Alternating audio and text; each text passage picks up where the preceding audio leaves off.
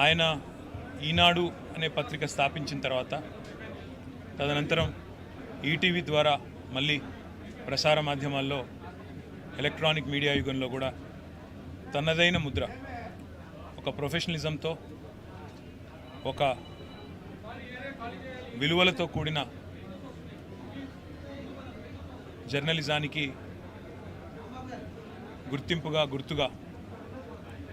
రామోజీరావు గారు చిరకాలం నిలిచిపోతారు. తెలుగు భాషని ఆయన అభిమానించిన విధానం,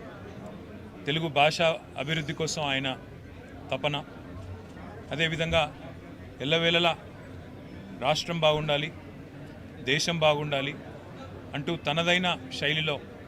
ఎప్పుడు కలిసిన చిరునవ్వుతో భారతదేశం గురించి, అదేవిధంగా తెలుగువారు ఎక్కడున్న తెలుగువారి గురించి, తెలంగాణ గురించి, ఆంధ్రప్రదేశ్ గురించి నాతో ఎన్నో సందర్భాల్లో గొప్పగా చాలా విషయాలు